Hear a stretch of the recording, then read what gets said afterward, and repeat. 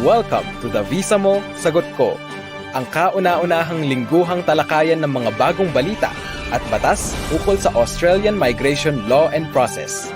Tuwing Miyerkules 6 to 6:30 ng gabi mula sa Auspac Visa. Auspac Visa is a trusted Australian migration agency for Filipinos all over the world.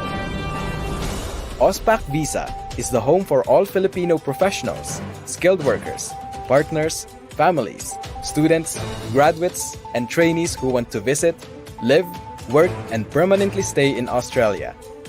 Makipanayam dito sa Visa Mo, Sagot Ko, ang kalahating oras na talakayan ng mga balita, batas, proseso, at mga isyung tungkol sa pag-a-apply ng Australian visa. Kasama niyo po si Teresa Cardona, Director, Lawyer at Registered Migration Agent mula sa Auspac Visa sa Brisbane, Australia. Paalala lang po na ang mga talakayan at mga impormasyong mababanggit sa programang ito ay sa pawang mga impormasyon lamang at hindi payong legal at hindi rin at walang kinalaman sa mga personal at natatanging sitwasyon ng mga nanonood at nakikinig. Ang Australian Immigration Law ay madalas na nagbabago kung kaya't makabubuti na ugaliing magsayasat at humingi ng payong akma sa inyong pansariling pangangailangan. At ngayon, live mula sa Brisbane, Australia, ang inyong host at tagapagtalakay ng mga balita, issue, batas at proseso na nauukol sa Australian Migration and Visa Application, Teresa Cardona, Director, Lawyer, and Registered Migration Agent from Auspac Visa. Hello, magandang hapon o magandang gabi para sa mga nasa Brisbane, Australia or sa iba pang dako ng Australia. Medyo mataas pa ho yung sikat ng araw kasi dito sa Manila. I'm still in Manila. I'm still in Quezon City. Medyo mataas pa yung araw kaya magandang hapon po sa inyong lahat. Para sa mga nasa Australia, magandang gabi po sa inyong lahat. Tingnan natin kung sino ang mga bisita natin sa gabing ito. Kasi nawala po kami last time. We weren't able to go live last week because I was really feeling sick. I was not feeling well last Wednesday. Maybe because of the exhaustion in the weekend before Wednesday because of our grand opening. Uy, maraming salamat doon sa mga dumating ng grand opening, Talaga naman, kahit na umuulan, kahit na bumabagyo, bumabaha, nagsara yung mga iba't ibang roads papunta rito sa Quezon City, marami pa rin ang dumating. And thank you very much. So that really showed your appreciation. And we really had a good time. It was really a very nice afternoon for all of us. So we had a good sharing, and we shared a lot of food in the office. So thank you very much. And I'd like to greet yung mga nag-greet din sa amin. Ano po? Saibel Baltasar. Hello po, Ma'am Teresa. Hello din sa Saibel. I hope I pronounce your name correctly. And Peter Anthony Castillo, good evening from Sydney. Magandang gabi sa mga taga-Sydney. And kagaya din ng dating format natin, if you have some questions that you want me to read and answer, just post it dun sa comment box and then I will read it later on. Medyo maikli lang yung updates natin ngayon but very, very important.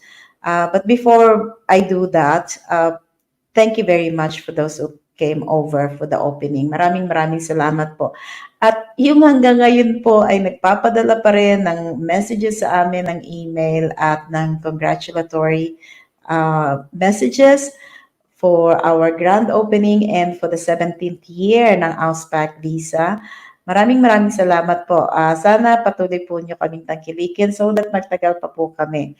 We are very happy that we are here with you in Quezon City. I can see you now if you're from the Philippines, and you can see me if you wanted to.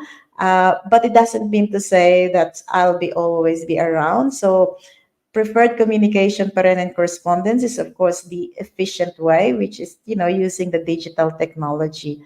We're still in Zoom, we're still in email, we're still in on phone and on Facebook. So you can always contact us. Okay, so marami pa rin ang bumabate, Teresa Paderes. Actually, in the Philippines, we call it Teresa, no? And then sa Latin American countries, they also pronounce it as Teresa. Pero in Australia, Teresa Paderes, you will be a Teresa, just like me, no? So I'm called in Australia as Teresa or Therese, no? Anyway, so Teresa Paderes, good PM po, attorney. Ask ko lang po, ano po ang magandang visa for me na may PR pathway po sa Australia? 30 years old po, graduate po ako ng Business Administration, major in marketing, pero ang work experience ko po ay teaching. Maraming salamat po. Okay, if your experience is on teaching, so might as well get, the units or the qualification for teachers or to become a teacher. Usually it is a bachelor degree. Yung iba BSE na bachelor in secondary education, yung iba naman nasa primary education. So depende so kung saan yung specialization mo. Pero yung business administration, unlikely to fall into any of the nominated occupations sa Australia unless you are highly skilled in that area. Pero pagkasabi mo nga ikaw ay nasa teaching, so hindi siya relevant and related to each other. So you might as well, kung gusto mo sa business, get a job na related sa business so you can be highly skilled. Or if you're in teaching pero wala kang qualification, then get a qualification in teaching para naman mapakinabangan yung work experience. Okay, so good afternoon, attorney from Katrina Joyce Uy. Ako, Porsyong Kula, magandang gabi. And Dennis Arceta, magandang gabi rin sa iyo. And thank you, Ronel Fernandez, for congratulating again Auspac pieces sa Quezon City branch. And Saibel Baltasar, do you recommend po filing multiple EOIs? Yes, if you are nominating two different occupations. Pero kung pareho rin lang naman, there's no purpose of you making multiple EOIs. Okay? And then, si Sherman na nanonood sa atin. Sherman, di ka pumunta rito sa amin, ha? Okay, anyway, so yes, congratulations daw sa atin. And Bautista, Mijay, good evening po, attorney. Okay, good evening sa lahat ng nakikinig ngayong gabi. At maraming salamat at kayo nakikinig. Pero umpisahan natin yung updates natin. Baka mamaya maubos yung oras natin. And then I'll go back to the questions, right? Okay, so let's start with one, financial capacity requirement for student visa applicants from the Philippines. Now, this is problematic nowadays, no? Because the case officers are requesting student visa applicants from the Philippines, which is a level 2 category, meaning we don't need to really show financial evidence nor English evidence, but it has become a practice, no, among case officers to ask for financial capacity. Now, if you're going to look at the law, it's a discretionary request from the case officer or from anyone delegated by the minister to do the task. No? So it's discretionary, but never ever practiced in the past. So parang naging maluwag na highway yun eh. Kaya nga, di ba, ang mga promo ng iba, no IELTS, no financials, no nothing, basta mag-enroll and things like that. But in the last 3 weeks, or maybe a little bit longer than 3 weeks, so kasi nakatanggap na rin kami ng mga ganong letters maybe a month ago, asking for the financial capacity documents. So, meaning to say, it is not discretionary kasi parang lahat ng applicants sinihingian ngayon, ano?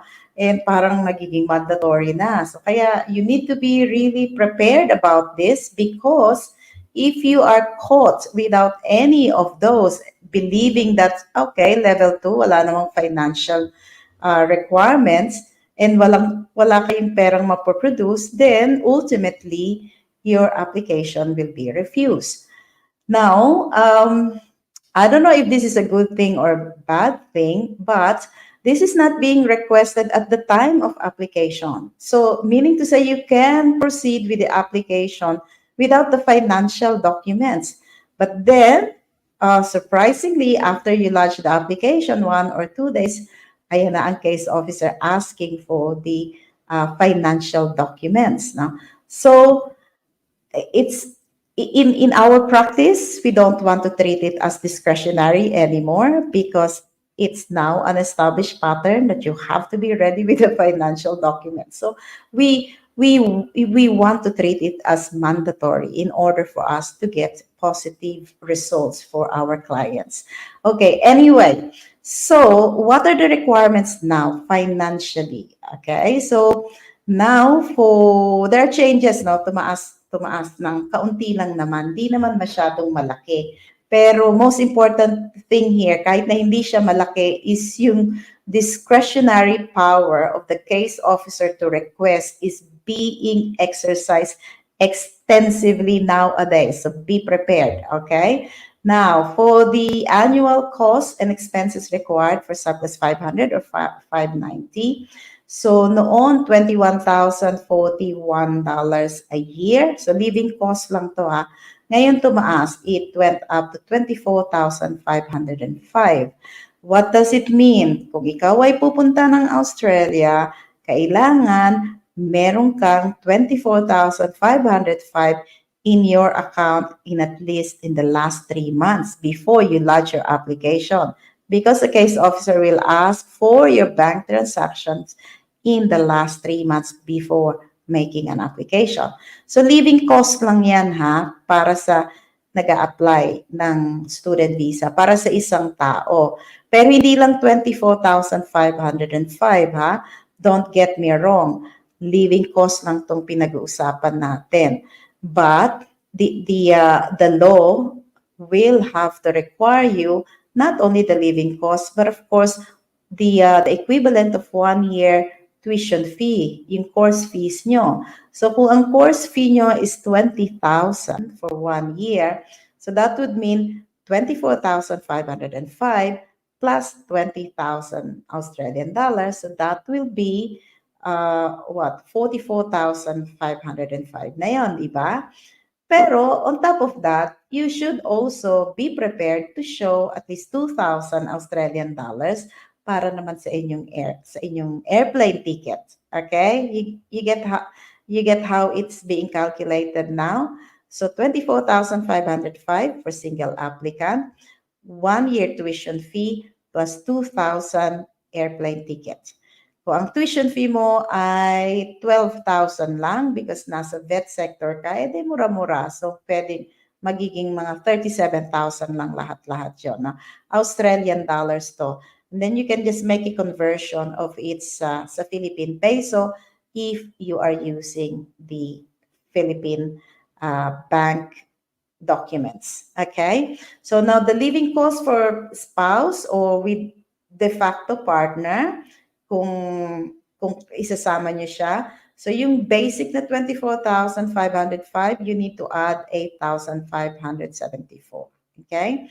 At kung meron kang anak, you need to add another 3,670. Okay?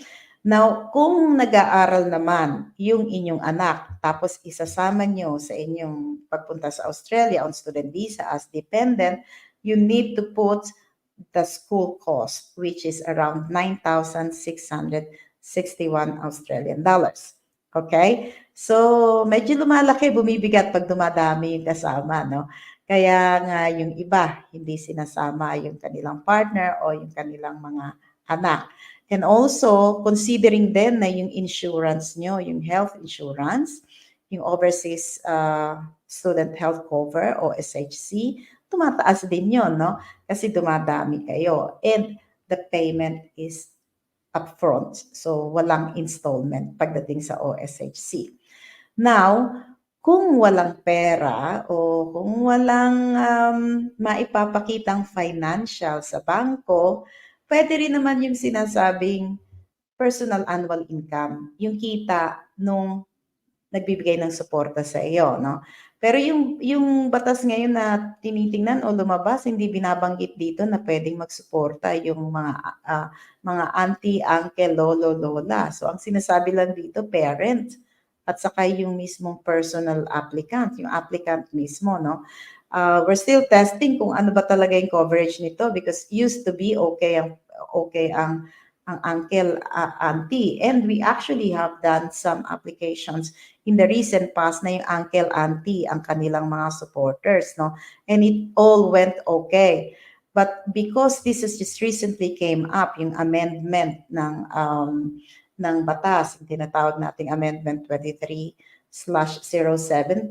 walang binabanggit doon na relatives or close family relatives or immediate family member. Ang nakalagay lang ay personal, no? So, ibig sabihin parang, dapat may pera yung estudyante. But let's see how it will go, no? So, medyo ano pa ang applications dito if they're going to strictly apply this amendment, I don't know. But it is what it is at the moment.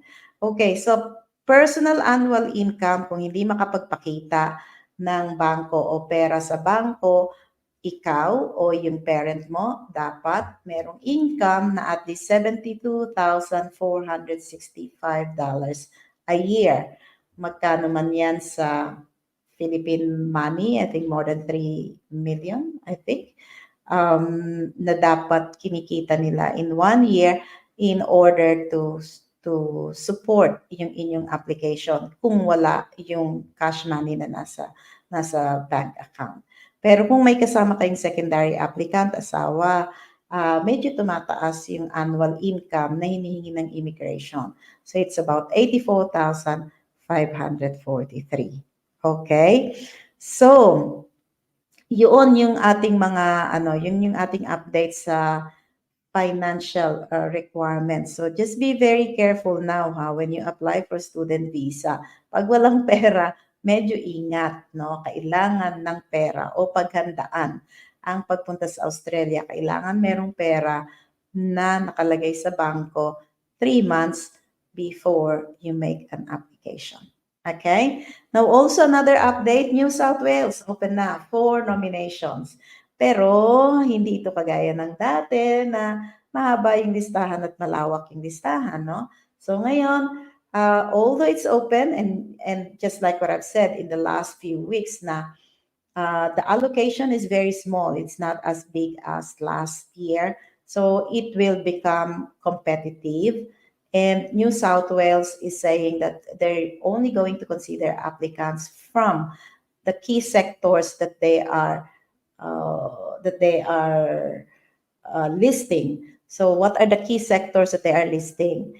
It's on your screen. So the sectors would include health, education, information and communication technology, the ICT, infrastructure, and agriculture. So yun yung kanilang mga priority for nomination at this stage. Now, another one, South Australia is also open for skilled migrants. Now, skilled migrants onshore and offshore will all be treated the same. And there's no big difference when it comes to the things that they are asking from migrants, except for this time they do have the ROI, the registration of interest. So they are following the system done by Victoria. So ngayon, mag-i-screen sila by asking people to do a registration of interest.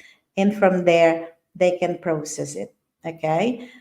Now also, yung direct pathway para sa mga nag-aral sa South Australia na mga estudyante na wala na iyon. So medyo hindi maganda para dun sa mga international students who have actually selected South Australia in order to get, a little bit of advantage over others, but there's no direct pathway anymore for the international students. But in consolation, South Australia mentioned that they will still give priority for international graduates and those temporary visa holders in South Australia. Now, just like New South Wales, merong targeted sectors. Now, South Australia has targeted occupations. No? So these are the highly skilled overseas workers in specific high demand fields such as trades, in construction, parang sa Western Australia, and defense, health, education, natural and physical science, and social and welfare professionals. So those are the priority at the moment. Now, speaking of defense, hindi po kailangan ng mga army ng South Australia, hindi kailangan ng mga military people. What they're looking at in the areas of defense are those people who are really good with computers. So they're moving towards, cybersecurity and all the security systems that are required by the digital world now for digital infrastructure as well. Okay, so and then of course they're looking at specialized skills. So yung mga highly specialized skills, yung kahit na nasa Philippines ka, malaki pa rin yung sweldo mo.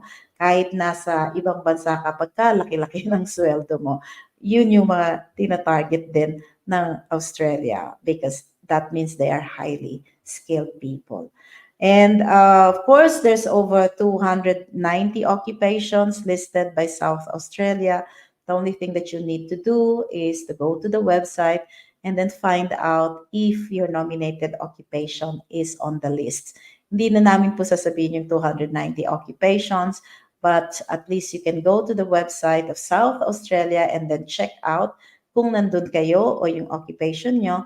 And then if you think you are eligible or qualified and you still need assistance or help from us, so come to us and we will be happy to assist you. Okay, so yun lang yung updates ngayong linggong ito. Mga tanong, so let's see.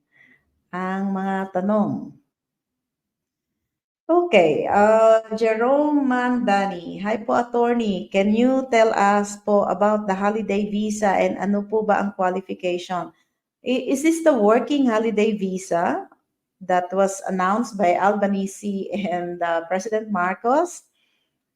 Yeah, because I can see the Facebook flooding with the advertisements about holiday visa for Filipinos and come to Australia on holiday visa, blah, blah, blah, blah, blah, blah.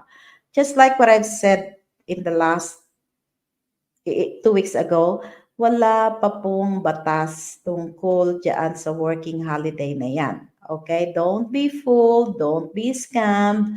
Wala pa pong batas para dyan sa working holiday visa na yan.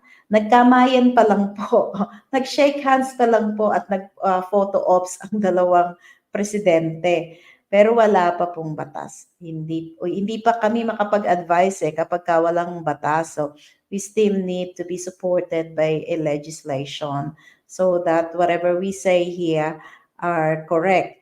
Now, those things that you see on media are just, public releases, political in nature, maybe, I don't know, but there's no legislation to support that.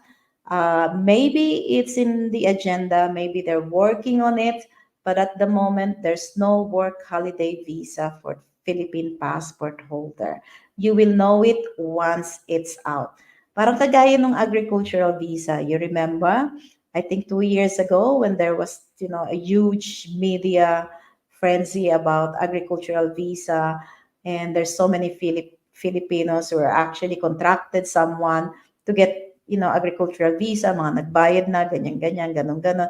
Wala pa naman po. So, pakitanong lang po doon sa mga nagre-recruit sa inyo, just in case meron, pakitanong lang po, meron nga po ba bang ganyan? Meron pong working holiday visa, correct. But for other countries, Japan, European countries, Korea, wala pa po from Philippines, okay? So, antay lang po dito sa Auspac visa, we're going to publish that if there is any. We'll be the first one to let you know. Okay. So, Francisco Calweng. What about po sa akin, attorney? Civil engineer po ako with 3 years work experience. Ano po ang magandang visa para sa akin for PR, and thank you po. The good visa for you is of course sub plus 189. If not sub plus 189, there is sub plus 190. There is also sub plus 491. But of course, before you actually get there, you will need to get your skills assessment and your English done. Now, for your skills assessment, you will need to go to Engineers Australia. And if your qualification is from the Philippines, then you will need to do a CDR, the Competency Demonstration Report. It's a narrative show of your experience and qualification. So it's quite lengthy, but it's doable if you are indeed a civil engineer. Okay? But you need your English test done too, because you can't proceed to EA skills assessment without the English as well. All right. Zybel Baltasar. Ano po ang mga states na marirekomenda nyo, attorney, na open na ang ROI or accepting nominations po ngayon? Just like what I've said, New South Wales is open, South Australia is open, Queensland is open, and I think Western Australia is also open. So almost all are open. I'm not sure with Northern Territory and Tasmania. Victoria is open in selected categories. Peter Anthony Castillo, effectivity of working holiday visa for Filipinos when the law is approved, when the law gets the assent of the Governor General. When? I don't know. Okay. Ron's key. If I am claiming 60 points, pwede ba idagdag yung 5 points ng states to compete, to make it 65 points for Queensland? Registered nurse po. Okay, yes. If you are 60 points, ikaw lang, wala yung sponsorship mo, and then you're getting 5 points, yes, you will need to put the 5 points, yes. But check first the eligibility points of Queensland, huh? For 491, I think it's 65 is okay. For 190, I think it's 75. Bautista, ang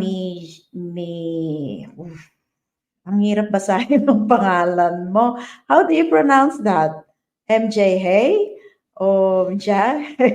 Anyway, ask ko lang sana regarding Visa 491 Family Stream. Citizen na po kasi ang ate ni Mrs. ko sa Orange, New South Wales, and under assessment na po kami sa Engineers Australia. Paano po kaya kami ma-sponsoran ni ate ni Mrs.? Thank you po. Well, you have to find out first, Orange, New South Wales, what is the postcode? Now, if the postcode is on the list of the regional areas, okay to sponsor someone, then that's okay. And paano ka may sponsoran? When you lodge for EOI, you will have to put that it's a family sponsored so that it can be considered as a family sponsored. And once you are invited, then you will have to prove whatever is the eligibility requirements of your sponsor.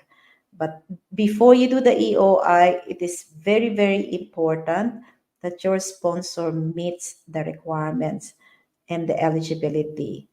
Because once you are invited, you only have 60 days to actually do the paperwork. And if you did not prepare those things and hindi ka sigurado, it will give you trouble at saka sayang yung invitation. Now, Chloe, visa 482 po dapat ang ia-apply ng asawa ko. Pero need daw po agad ng employer na pumunta asawa ko sa Australia. Kaya in-apply siya ng visa 400. Na-refuse po ang visa 400. Ano po kaya ang pwedeng gawin? I-reapply po ba? Okay. Now, one question here is, nasaan na ang iyong asawa? Ang asawa ba ay nandito na sa Australia? and na-refuse yung kanyang 400, or nasa Philippines pa siya at na-refuse ang 400. Kung siya ay nasa Australia, then obviously you have the tribunal. You can make an appeal and then maybe win it in order for your asawa to start with the 400. Now, if in the Philippines, depende sa rason ng pag depende sa rason ng refusal at kung sa palagay nyo naman ay hindi nyo na ma-address yung refusal para sa 400 and thinking na ang 482 is more appropriate, then yes, you can reapply a 482. But this time, you have to be extra careful kung ano man yung mga ilalodge nyo. Kasi baka may implication yung subclass 400 application nyo sa mga declaration. No? So you just have to make sure that it's consistent. If you need any help with that, come to us and we should be able to look at it. Okay. Marlon Sario Balas Jr. Ma'am, good evening po. If kukuha po ba ng masteral? Question mark. After VET course, question mark, di enough ang financial capacity onshore, okay lang po ba financial capacity ang annual income from current work, both main applicant at dependent, plus support from relative onshore? Okay, now with master's degree, immigration is quite lenient for masteral program when it comes to financial evidence. But the university is putting a strain when it comes to admission because they will need to see the academic records and, of course, the financial capacity. And they would do ask for 1-year financial capacity documents. Some universities don't, others don't, for master's degree. And for master's degree, perhaps it will really be discretionary, if you know what I mean, as I explained earlier. Pero dun sa vet course, patingin ulit ng tanong, Cara. Pero dun sa vet course, yes, you need that financial capacity documents. Ngayon sa financial income, yes, your income, you can use the income that you have, yung annual income mo. Just like what I've said, medyo malabo yung pagtuon ng immigration sa amendment. Kung manggagaling lang ba sa applicant, yung parent definitely pwede yan. Yung sa kapatid noon pinapayagan pero this time hindi binabanggit eh. Pero there's no harm in trying at this stage kasi I don't think immigration is also clear with whatever they want. They just want to put a stop to those students who would likely suffer financially in Australia. Because marami na kasi yung mga balita, no? Now, when they are in Australia and they can't find job, they could not even support themselves. And bumababa talaga yung standard of living because,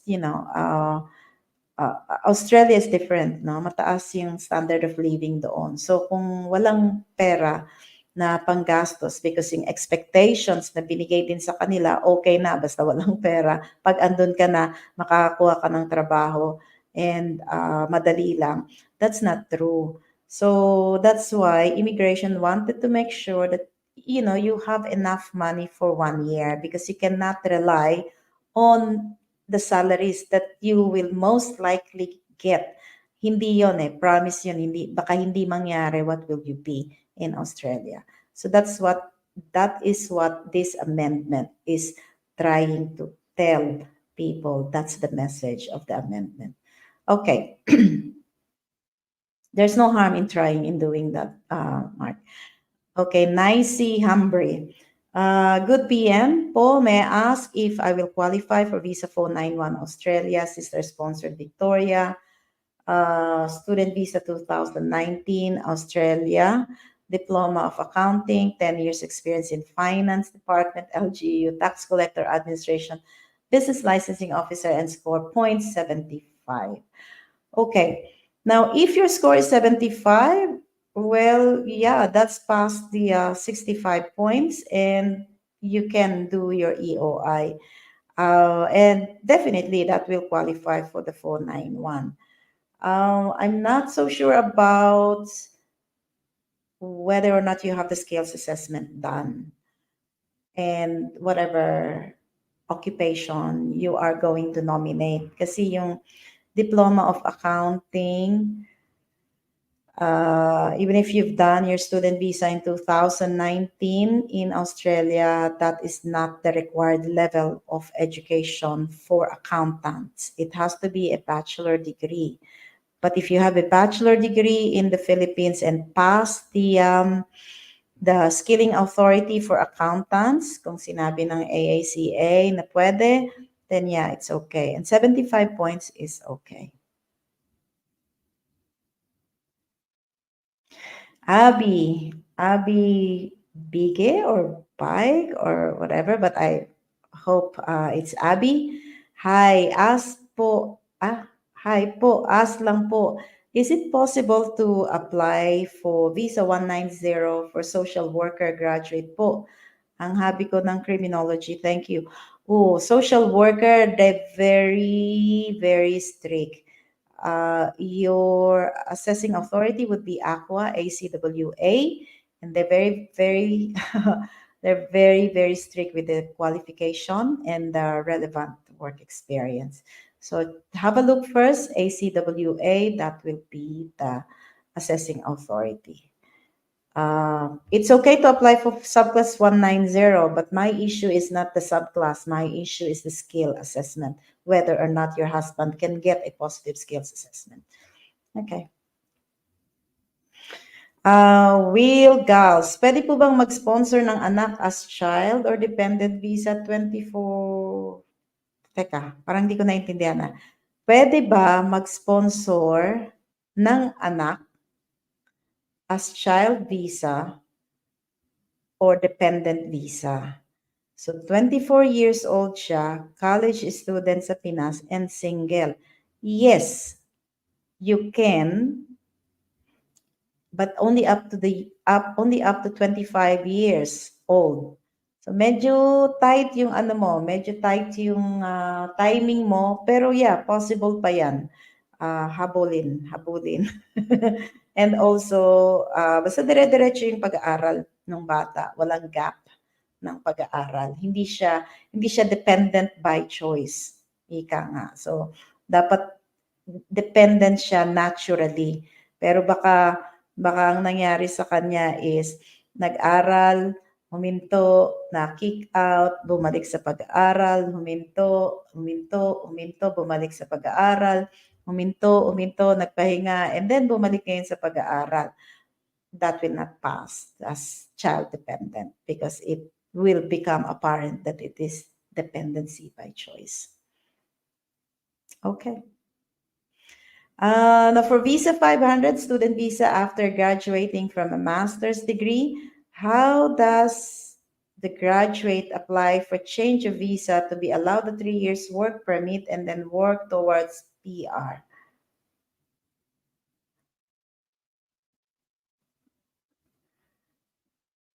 Do you mean to say Surplus 485, graduate visa? It's easy. After you've completed your program, and if this within 6 months window, you can apply for a temporary graduate visa, and that will shift you to a temporary work visa because you can stay in Australia for 3 years or more. In fact, 4 years for master's degree with an option for another 2 years. So that makes 6 years. And then hopefully during those years, nag-qualify ka na, humaba na yung work experience mo. As long as it's relevant to the qualification you have obtained, ha? Yeah, so ganoon. It's very easy. Okay, so Rosaler Antonio, hi attorney, what is the possible procedure and delays if subclass 482 change to subclass 494? Okay, now 494 requires for skills assessment. So, yun yung una, gawin mo muna. and also 494 requires for English to be done, and 494 requires for an employer in the regional area. Yun yung mga possible procedure, and it could be possibly delayed because you still need to do your skills assessment to be nominated under 494. But if there is a pathway for you to go PR, you don't really need to go to 494. From 482, you can do a 186 visa under employer sponsorship pa rin, and that's PR, provided it has the pathway. Okay? Gmail Maglangbayan. Hello po, attorney. Tanong ko lang po if ano po ang magandang visa na may pathway to resident. Currently, welder po ako dito sa Japan for almost 5 years. Now, for welder, yes, subclass 494 in the regional area, subclass 482, work visa. If you get the full skills assessment, you can also do a subclass 186.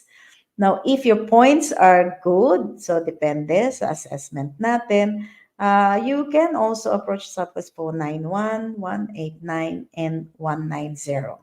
But for welders, very, very popular ngayon, syempre yung subclass 482 o yung subclass 494. But you have to have the skills assessment. Yung skills assessment na lagi kong sinasabi dito for welders, it's quite long and it's quite expensive. So realistically, you need to have money to actually start with the skills assessment. Okay? Blem Oleo Phil, anong visa ang pwede kong i-apply pag partner ko ang mag-sponsor sa akin? Yes, of course, partner visa.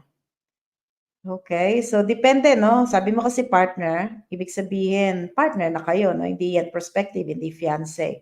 So, partner visa, magkasama na kayo. Pero kung hindi kayo magkasama sa bahay or hindi kayo nagsasama, nagli-live-in, at gusto mong pumunta ng Australia, pwede rin yung fiancé visa. O di kaya naman, if you are eligible, come to Australia on a tourist visa and then apply for partner visa. Because tourist visa takes only about 10 days to process, and then you apply for partner visa when you are already in Australia and you wait for the processing of the partner visa. In that way, you can be reunited with your partner quite quickly. And while waiting for the partner visa outcome, you can have your Medicare, you can work because you can have full work rights. So, ganon. Okay. And Rayleigh, magkano po mag-aral as international study? Kasama na din po yung fee sa agent. Okay.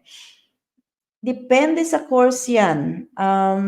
Kung ano yung pag-aaralan mo. Kasi syempre, master's, mas mahal. Bachelor, mahal din.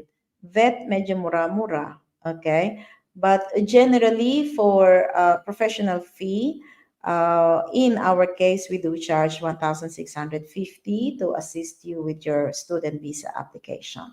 And then you need to pay $720 para sa visa application fee.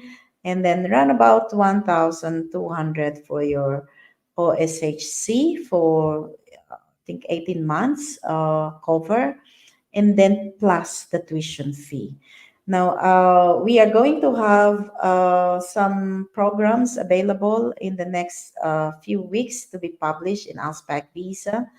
And we are targeting to offer at least an initial outlay of around 4,000, 5,000 Australian dollar to do everything in package. So just wait for that. So we are still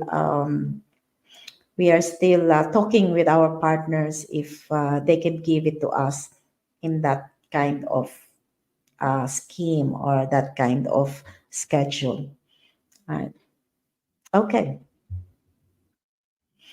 Rosaler Antonio, hi attorney, is there any other way to bypass IELTS and PTE or to consider low band score?